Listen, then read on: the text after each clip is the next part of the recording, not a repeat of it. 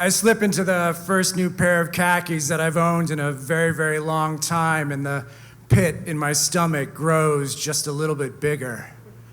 What happened to you, I wonder, as I take a very long, hard look at myself in the mirror? You swore off khakis years ago. You used to work in advertising.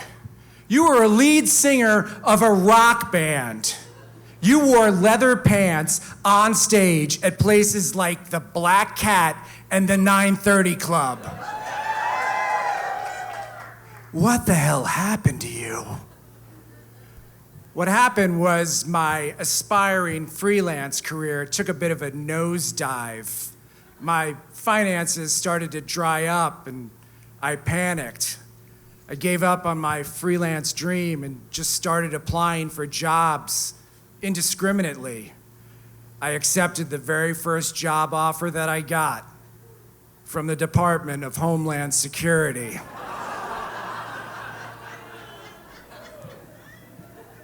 Sometimes you gotta do what you gotta do to survive. I gather my things and I stop by the bathroom one last time, hoping the man in the mirror says, "You don't have to go." But as he doesn't, I head for the door. I'm reminded of one more thing that I hate about fucking khakis. The giant water stain across my crotch right where I was leaning against the sink. Everything about that first day sucks. My coworkers are neither friendly nor helpful. My boss is half my age with twice as much confidence. And I learned that my primary responsibility is to oversee the creation of a PowerPoint presentation. But none of those things are as disheartening as what I learned next. Due to some bureaucratic mix-up, the office cannot issue me a set of keys. So, my 20-something boss informs me with a toothy grin, every time you come to the office, someone's gonna have to buzz you in.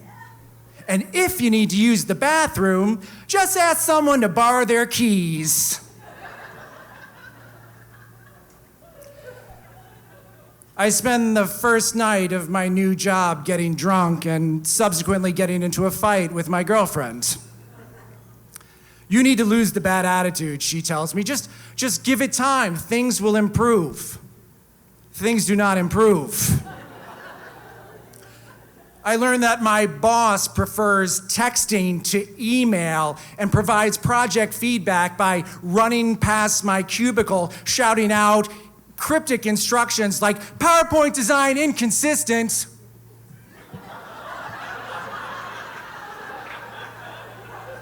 My coworkers show no signs of improvement either. I'm convinced they've all conspired to gaslight me because none of them seem to know how to access the office Wi-Fi. And oh, by the way, did I mention I have to ask a complete stranger for keys when I need to use the bathroom?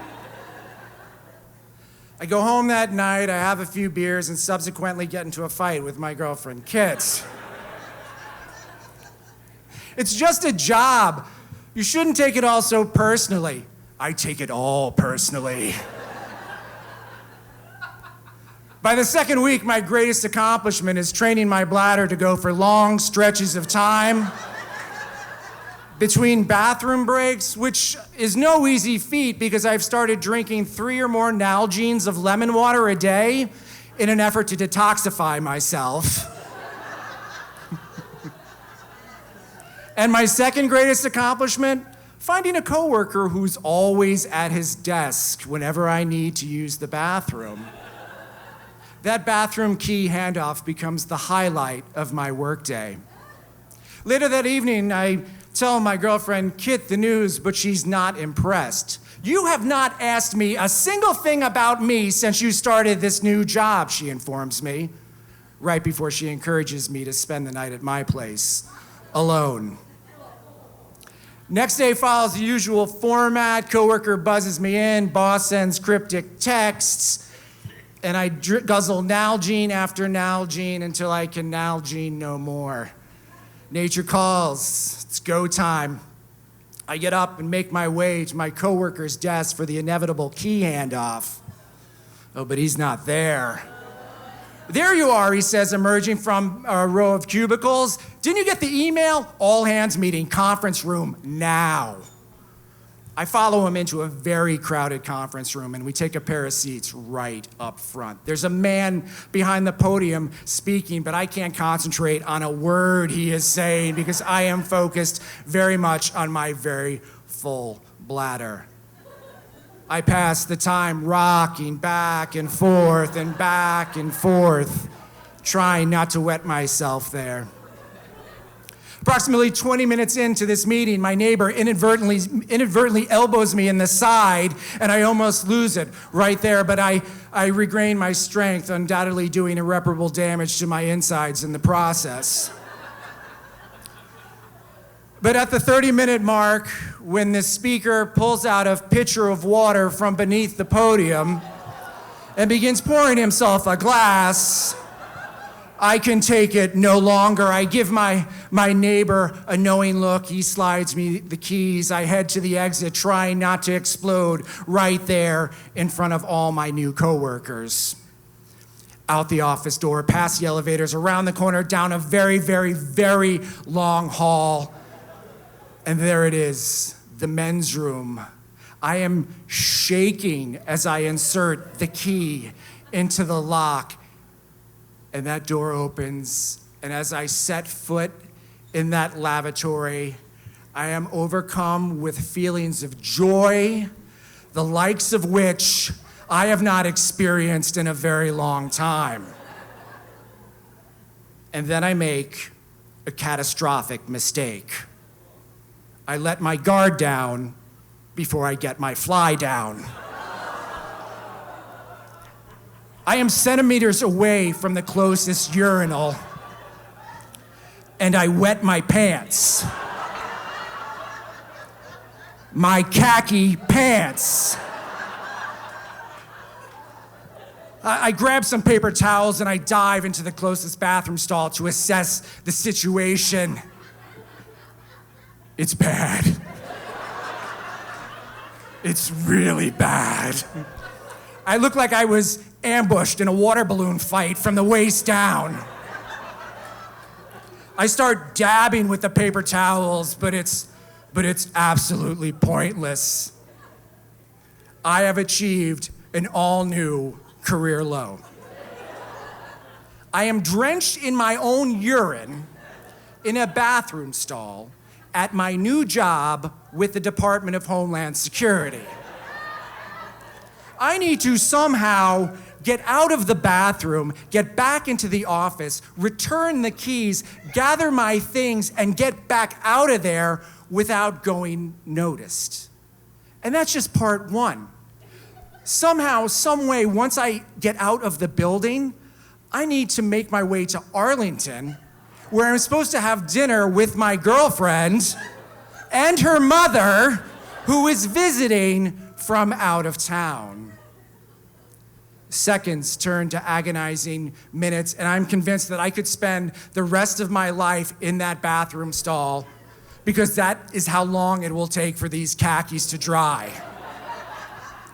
But time is not on my side. Any second now, my coworker is gonna come looking for his keys, and if I'm late for that dinner in Arlington, I'm pretty sure my girlfriend is gonna dump my incontinent ass. But one really, really big problem remained. How was I gonna get out of there? How was I gonna get out of there with that giant stain? And that's when it hits me. The fastest way to get a stain out of a pair of khakis? Stain the entire pair of khakis.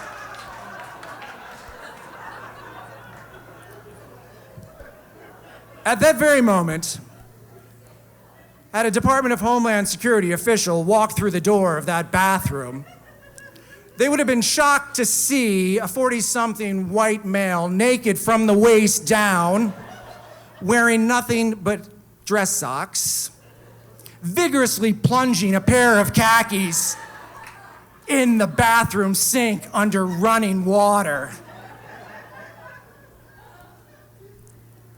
Remarkably, Operation Trouser Douse goes off uninterrupted. I slither commando style into those now completely saturated and much darker pair of khakis and make my way for the door, out the door, down the hallway, around the corner, past the elevators, and I run directly into my boss. "Hey, Pierce, got a second?" she says as her eyes begin to travel downward and her permagrin turns into a puzzled frown. "Can't talk, about to hop on a call," I say as I slide back into the office just as someone is leaving. I toss my coworker his keys, I gather my things, and I'm out the door again just in time to hop on a very crowded elevator. And I smile as the elevator doors close because I know it's only a matter of time before I escape this fucking job, like I escaped that bathroom. And I laugh when I think about telling my girlfriend and her mother about what just happened over dinner. But before I could do any of that, there was one more thing that I needed to do. I needed to find the nearest clothing store and pick up a new pair of pants. Thank you.